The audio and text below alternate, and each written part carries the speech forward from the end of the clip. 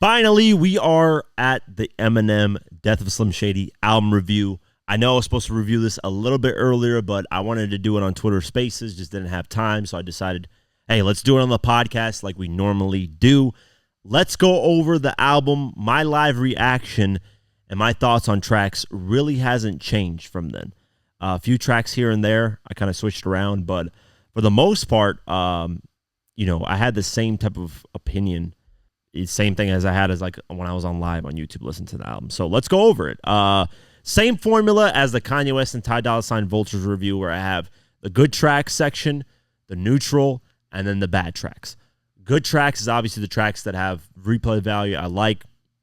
Neutral is just tracks that I don't really have much feeling for. Like, it's just, they're not really bad tracks, but they're not really tracks that, are good that I really listen to often. It's like one of those tracks that you listen to one time that you think, okay, it's cool, but I don't think I'll ever go back to it again. Those type of tracks. And then you got just bad tracks that I think are just horrible, that I'm not really a fan of, that I won't ever go back and listen to. So let's get over. Let's see what it is with all of them. Let's start with the good tracks, right? Intro track, Renaissance. Great start to the album. It reminds me of Music to Be Murdered By, where he started out recently, I think, or I don't know if Eminem's really done this his whole career, but he started out, no, he hasn't really been doing this whole career. I think he started it Kamikaze, where he just has this like first killer intro track where he's just spazzing. I love the Music to Be Murdered By Premonition track. They said on my last album I sounded bitter. No, I sound like a spitter who sound like a whatever. That was fire. He kind of did the same thing on this album with Renaissance. Great start. At the end, I loved how he talked about these guys aren't fans, they're just haters. Kendrick's shit don't got any hits, whatever. He says all these artists' tracks, I can't bump, might delete later, J. Cole, blah, blah, blah. You guys would have issues with 36 Chambers. That was fire. Great execution, great intro to the album. I also loved Habits. White Gold kills the hook. Great track, great production. Classic Eminem, Slim Shady. Brand New Dance is another track that I found hilarious. Production reminded me of Encore, and in the track he actually says it was recorded then, not recorded, but it was created then. But then Christopher Reeves, the guy who used to play Superman, but then ended up being a quadriplegic because he got into a horse accident or something like that, if I remember correctly. He would troll Christopher Reeves because his name would rhyme with a bunch of things, but when he died, he basically took the track off, and now he brought it back, and he says that in the actual song. Great, funny track. I remember listening to it live. I was laughing my ass off. Love that track. Evil, classic Eminem. Reminds me of Relapse, a horror style, track. The hook is amazing. Eminem does this thing. That's a classic Eminem type hook. Lucifer is another track that I loved. Another horror track that I really love. Reminds me of Relapse, and I love Relapse. It's Eminem's best album to me. I just love that album.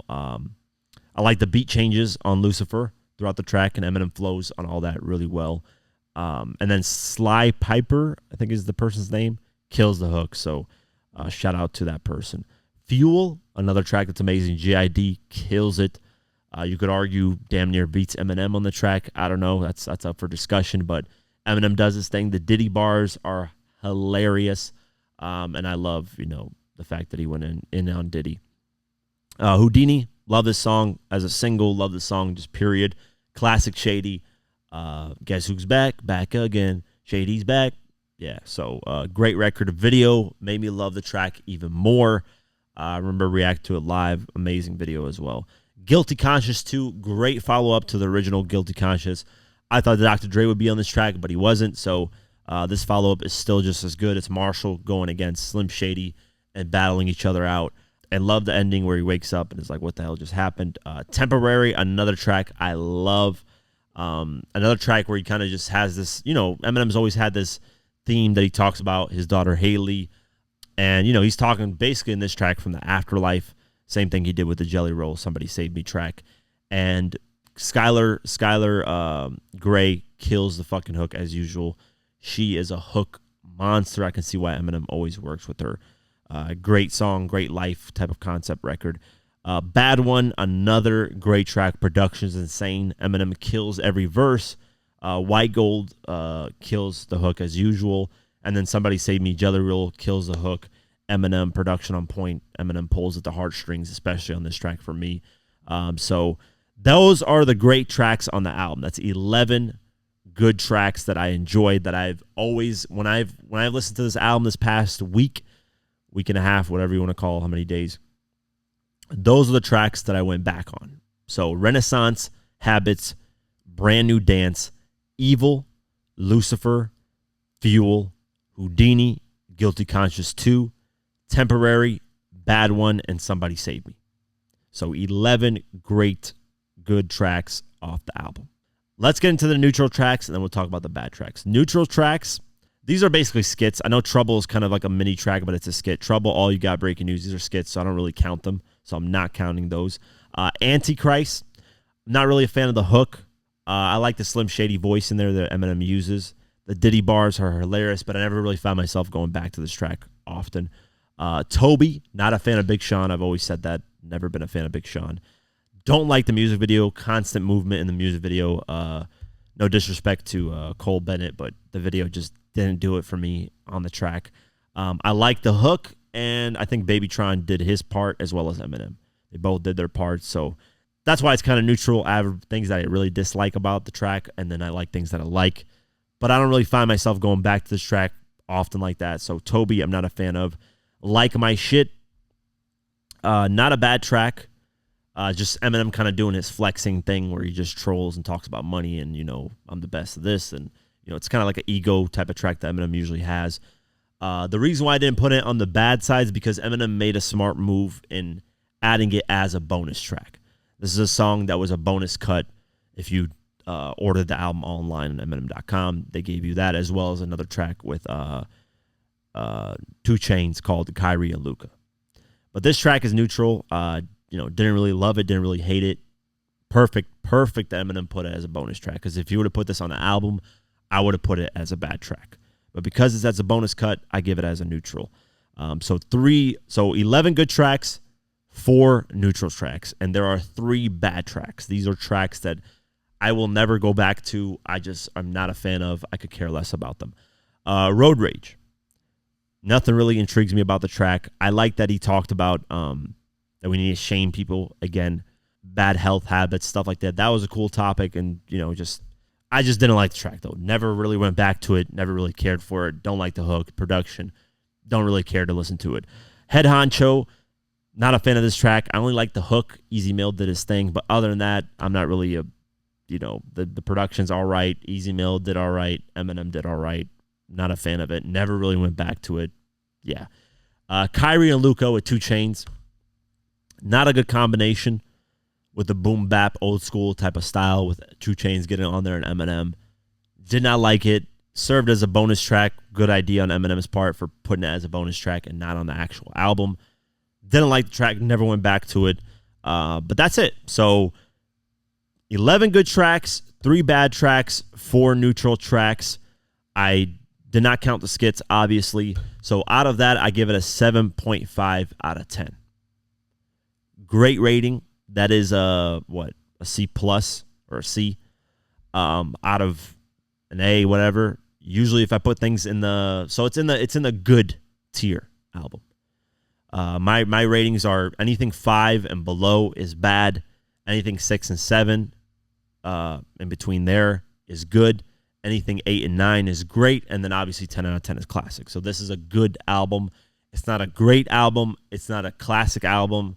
It's not a bad album. It's just a good album. I think Eminem did his thing. I think the theory of, the whole album being flipped and that actually Slim Shady killed Marshall might be a deluxe version of the album. I know somebody on TikTok explained that he used very specific sounds from each album that he's released in his career and his past on this album, which I can hear, which I appreciated. But, it's a good album. It's not anything that I was like, oh my God, Eminem did this insane thing. I did like the rollout of the album. I think he put a lot of great effort into it. The Houdini music video is really good. The Toby was all right.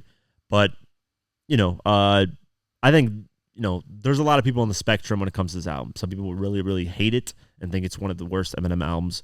And some people really, really love it. I fall in between where I'm not really, you know, I fall more on the I love it part, obviously, with it being a 7.5 out of 10. If I was in between, I'd probably give it a 5 out of 10, obviously, because of the rating. But I think it's a good album, man. I think out of all these years, Eminem still can deliver good to great music because there are songs on here that are really great that I love. And that's all you can ask for, man. Eminem has been the most consistent artist ever in hip hop. Now, what I mean by that, right? You're gonna say, "Oh, Nas, all this artist, Snoop Dogg's been dropping albums, right?" I'm talking consistent and relevant musically still, because we're gonna be talking about album sales after this and how he debuted at number one with almost selling 300,000 copies the first week. Nas ain't doing that. Nas ain't debuted at number two on the Billboard Hot 100 with a single. You know, all respect to Nas, but he isn't that relevant when he drops these albums. Yeah, people listen to him, people love them, all that stuff. But in terms of sales and still impacting pop culture and still, Eminem still has that. And Eminem is the only one doing that after all these years. You could say Jay-Z, but Jay-Z hasn't dropped a solo album since 2017. That's in 3 more years, that's a 10-year gap. Eminem hasn't taken a 10-year gap ever in his career. Ever. Even when he was on drugs, that hiatus from Encore to Relapse, that was a, 2004, 2009, 5-year hiatus? 6 maybe, you could throw in an extra year because of the dates and stuff. That's it. Jay-Z's on a 2017, 2024. That's a 7-year. You know, you could count, people are going to count, oh, Jay-Z and Beyonce dropped their collab album the next year, whatever. I'm not counting that. I'm talking solo Jay-Z, just him. But Jay-Z drops verses here and there. But Jay-Z's the only one that I could see like matching Eminem in terms of still impacting the culture. If he drops an album, people still rocking with it. We have yet to see with Drake if he's going to maintain that. He's on a 16-year run right now. Eminem's obviously been out for a lot longer. So Eminem's on a 25-year run actually right now. 25 years. And still impacting the culture. So round of applause to Eminem, man. I don't care what you think about the album. I don't care if you dislike it, hate it. The reality of the situation is he's still moving units, still charting, still doing his thing. 25 years later, he's the only hip-hop artist doing that right now. So salute to him. Enjoyed the album. 7.5 out of 10 for me. That's my thoughts on it. Let's get into the album sales like I was talking about. Actually, let's first get into new music, and then we'll talk about album sales.